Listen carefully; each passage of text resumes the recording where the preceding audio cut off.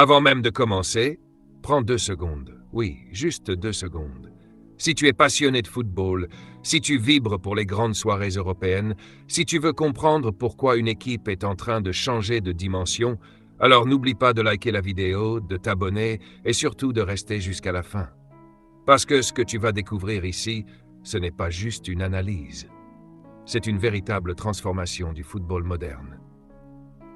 Il y a encore quelques années, parler du Paris Saint-Germain, c'était évoquer une équipe spectaculaire, remplie de stars, capable de faire rêver, mais aussi de décevoir. Une équipe imprévisible, parfois brillante, parfois fragile. Une équipe qui dominait en France, mais qui peinait à s'imposer comme une véritable puissance incontestable en UEFA Champions League. Mais aujourd'hui, quelque chose a changé. Ce changement, il ne s'est pas fait du jour au lendemain. Ce n'est pas une simple série de victoires. Ce n'est pas un hasard. C'est une évolution profonde, presque silencieuse, mais terriblement efficace. Une évolution qui fait que de plus en plus d'observateurs commencent à poser une question sérieuse. Et si ce PSG-là devenait enfin une machine impossible à arrêter? Ce qui rend cette transformation encore plus fascinante, c'est qu'elle va à l'encontre de tout ce qu'on pensait savoir sur ce club.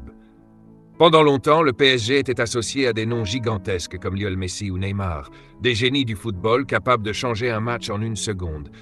Mais malgré ce talent incroyable, quelque chose manquait. Une alchimie, une cohérence, une identité claire. Aujourd'hui, cette identité commence à apparaître. Et au cœur de cette révolution, il y a un homme. Luis Enrique, un entraîneur avec une vision, une philosophie, une exigence. Il ne cherche pas seulement à gagner des matchs, il cherche à construire une équipe, une vraie. Une équipe qui court, qui presse, qui défend ensemble, qui attaque ensemble. Une équipe où chaque joueur sait exactement ce qu'il doit faire. Mais ce n'est pas tout. Ce nouveau PSG, c'est aussi une équipe libérée. Libérée de la pression des individualités trop lourdes. Libérée de l'idée qu'un seul joueur doit tout faire. Aujourd'hui, même si Kylian Mbappé reste une superstar mondiale, il n'est plus seul au centre du projet. Et c'est peut-être ça, le vrai tournant. Parce qu'une équipe qui dépend d'un seul joueur peut être arrêtée. Mais une équipe où tout le monde peut faire la différence, ça devient beaucoup plus compliqué. Imagine un instant, tu es une équipe adverse. Tu te prépares à affronter le PSG. Avant, tu savais à quoi t'attendre. Contenir une ou deux stars, bloquer certaines zones et espérer exploiter les failles. Mais aujourd'hui, le danger vient de partout. Le pressing est constant, le rythme est élevé, l'intensité ne baisse jamais, chaque ligne est connectée, chaque joueur participe, chaque action est pensée. Et c'est exactement ça qui donne cette impression d'imbattable. Mais attention, il faut être honnête. Dans le football, aucune équipe n'est réellement imbattable. Même les plus grandes légendes ont chuté. Même les équipes les plus dominantes ont connu des défaites. Alors pourquoi ce mot revient-il aujourd'hui pour le PSG? Parce que ce n'est pas seulement une question de résultat, c'est une question de sensation. Quand tu regardes ce PSG jouer aujourd'hui, tu ne vois plus une équipe fragile. Tu vois une équipe solide. Tu vois une équipe sûre d'elle. Tu vois une équipe qui, même quand elle est en difficulté, trouve des solutions. Et ça change tout. Ce qui rend cette situation encore plus intéressante, c'est le timing. Le football européen est en pleine mutation. Les grandes équipes se reconstruisent. Certaines perdent en stabilité. D'autres cherchent encore leur identité. Et pendant ce temps-là, le PSG avance. Pas forcément dans le bruit, pas forcément dans le spectacle permanent, mais avec une progression constante. Alors la vraie question n'est peut-être pas « le PSG est-il imbattable ?», mais plutôt « le PSG est-il en train de devenir l'équipe la plus complète d'Europe ?» Et si la réponse est oui, alors on assiste peut-être en direct à la naissance d'une nouvelle ère. Mais reste bien avec moi, parce que ce n'est que le début. Dans la suite, on va entrer en profondeur dans cette transformation. On va analyser les choix, les joueurs, la tactique et surtout ce qui pourrait faire du PSG une équipe capable de tout gagner. Et crois-moi, tu ne veux pas rater ça. Alors encore une fois, like la vidéo, abonne-toi et prépare-toi.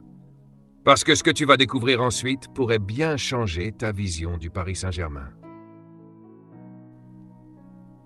Première partie, Quand on parle aujourd'hui du Paris Saint-Germain, il est impossible de ne pas remarquer une chose essentielle. Cette équipe ne joue plus comme avant. Et ça, ce n'est pas un détail. Pendant des années, le PSG a été une équipe de talent pur. Une équipe capable de moments de génie, mais aussi de trous d'air inexplicables. Une équipe qui pouvait dominer pendant 60 minutes, puis s'effondrer en 10. Aujourd'hui, cette version-là est en train de disparaître. Snahog 1. L'impact direct de Luis Enrique. L'arrivée de Luis Enrique n'a pas simplement changé la composition de l'équipe, elle a changé la manière de penser le football à Paris. Avant lui, le PSG s'adaptait souvent à ses stars. Aujourd'hui, ce sont les joueurs qui s'adaptent au système. Et cette nuance est énorme. Luis Enrique impose un pressing constant, une circulation rapide du ballon, une occupation intelligente des espaces, une discipline collective. Ce n'est plus une équipe qui attend, c'est une équipe qui impose. Numéro 2. Une structure collective solide. Ce qui rend le PSG actuel si difficile à battre, ce n'est pas seulement son attaque, c'est son équilibre. Avant, il y avait souvent un déséquilibre. Attaque très forte, milieu parfois dépassé, défense exposée. Aujourd'hui, les lignes sont connectées. Quand le PSG attaque, le bloc monte ensemble, les latéraux participent, le milieu sécurise. Quand le PSG défend, les attaquants pressent le milieu, récupèrent la défense, restent compacts. Résultat, l'équipe laisse beaucoup moins d'espace. Numéro 3. Le pressing, une arme principale. Le pressing est devenu une signature, mais attention, pas un pressing désorganisé, un pressing intelligent. Le PSG ne court pas partout au hasard, il ferme les angles. Il force l'adversaire à faire des erreurs, et surtout, il récupère le ballon très haut. Ce qui signifie une chose, moins de distance à parcourir pour marquer plus d'occasions rapides, plus de pression sur l'adversaire. C'est étouffant. Numéro 4. Une équipe qui joue avec le cerveau. L'une des grandes évolutions, c'est l'intelligence de jeu. Avant, le PSG pouvait parfois jouer de manière instinctive. Aujourd'hui, tout est réfléchi. Les déplacements sont coordonnés. Les appels sont synchronisés. Les passes ne sont pas forcées. On voit une équipe qui comprend quand accélérer, quand temporiser, quand presser, quand reculer. Et ça, c'est ce qui fait la différence dans les grands matchs. 5. Moins de dépendance aux stars. C'est peut-être le changement le plus important. À une époque, si Kylian Mbappé ne brillait pas, le PSG souffrait. Aujourd'hui, même quand il est discret, l'équipe continue de fonctionner. Pourquoi? Parce que plusieurs joueurs peuvent créer, plusieurs joueurs peuvent marquer, plusieurs joueurs peuvent faire la différence. C'est une équipe multiple, et une équipe multiple est beaucoup plus difficile à arrêter. Numéro 6. Une défense transformée. Le PSG était souvent critiqué pour sa fragilité défensive. Aujourd'hui, c'est presque l'inverse. La défense reste compacte, anticipe mieux, communique davantage. Mais surtout, elle est protégée. Le travail du milieu et des attaquants réduit énormément les situations dangereuses. Résultat, moins d'occasions concédées, plus de contrôle, plus de sérénité. 7. Une gestion des temps forts et faibles. C'est un détail que beaucoup de gens ignorent. Mais les grandes équipes savent gérer les moments du match. Le PSG actuel sait accélérer quand il faut, sait calmer le jeu quand c'est nécessaire, sait souffrir sans paniquer. Avant, un but encaissé pouvait faire douter l'équipe. Aujourd'hui, elle reste concentrée, elle continue à jouer, elle cherche des solutions. 8. L'adaptation au grand match. En UEFA Champions League, les détails font tout, et le PSG a longtemps payé. Ses erreurs, son manque de rigueur, son manque de constance. Mais cette version-là apprend. Elle analyse, elle corrige, elle évolue. Face à des grandes équipes, le PSG ne subit plus autant. Il rivalise, il contrôle, il impose. H9. Une identité claire. Avant, on se posait souvent la question « Quel est le style du PSG ?» Aujourd'hui, la réponse est plus claire. Possession intelligente, pressing au jeu, collectif, intensité constante. Une identité forte. Et une équipe avec une identité forte est toujours plus dangereuse. Une équipe en mouvement constant. Dernier point, mais pas des moindres, le PSG ne reste jamais statique. Les joueurs changent de position, créent des décalages, désorganisent la défense adverse. C'est imprévisible. Et dans le football moderne, l'imprévisibilité est une arme fatale. Conclusion de cette première partie. Ce qui rend aujourd'hui le Paris Saint-Germain si impressionnant, Ce n'est pas seulement son talent, c'est sa transformation. Une transformation tactique, mentale, collective. Le PSG n'est plus une équipe spectaculaire mais fragile. C'est une équipe complète, structurée, organisée, dangereuse. Et ce n'est que le début. Dans la prochaine partie, on va parler des joueurs, des individualités clés et de ceux qui incarnent cette nouvelle ère. Et crois-moi, certains noms vont te surprendre. Alors reste bien connecté. Vent fatal. Nablock 2, le milieu de terrain, le vrai moteur. Si le PSG est plus fort aujourd'hui, c'est en grande partie grâce à son milieu. Avant, c'était souvent le point faible. Aujourd'hui, c'est une force. Le milieu récupère les ballons, dicte le rythme, protège la défense, lance les attaques. C'est lui qui relie tout. Et surtout, il travaille énormément sans ballon. Ce travail invisible fait toute la différence. Moins d'espace pour l'adversaire, plus de contrôle, plus de stabilité. Score 3. Des ailiers plus complets.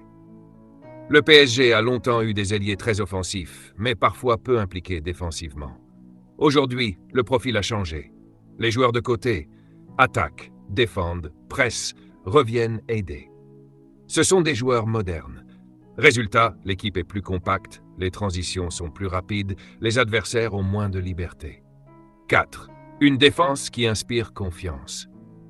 Pendant des années, chaque attaque adverse faisait trembler les supporters du PSG. Aujourd'hui, la défense est plus sereine. Pourquoi? Parce que les défenseurs sont mieux positionnés, les erreurs individuelles sont moins fréquentes, la communication est meilleure. Mais surtout, ils jouent avec confiance. Et dans le football, la confiance change tout. Un défenseur sûr de lui, anticipe mieux, intervient plus vite, fait moins d'erreurs. Le gardien, dernière ligne, première relance. Le rôle du gardien a évolué dans le football moderne. Et au PSG, il est devenu essentiel. Ce n'est plus seulement quelqu'un qui arrête les tirs, c'est aussi un relanceur, un organisateur, un point d'appui. Il participe à la construction du jeu. Et ça permet au PSG de sortir proprement de la défense, de garder la possession, de casser le pressing adverse. 6. Une rotation intelligente.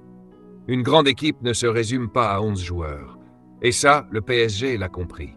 Aujourd'hui, l'effectif est utilisé intelligemment. Rotation régulière, gestion de la fatigue, adaptation selon l'adversaire. Résultat, les joueurs restent frais, l'intensité ne baisse pas, le niveau reste élevé. Nablock 7, l'état d'esprit, une révolution silencieuse. C'est peut-être le point le plus sous-estimé. Le mental. Avant, le PSG pouvait parfois craquer dans les moments importants. Aujourd'hui, on voit une équipe plus concentrée, plus disciplinée, plus solidaire. Les joueurs se battent les uns pour les autres. Et ça ne s'achète pas. Ça se construit. L'âge 8. La fin des égos surdimensionnés. Le départ de certaines stars comme Neymar ou Lionel Messi a marqué un tournant. Pas en termes de talent, mais en termes d'équilibre.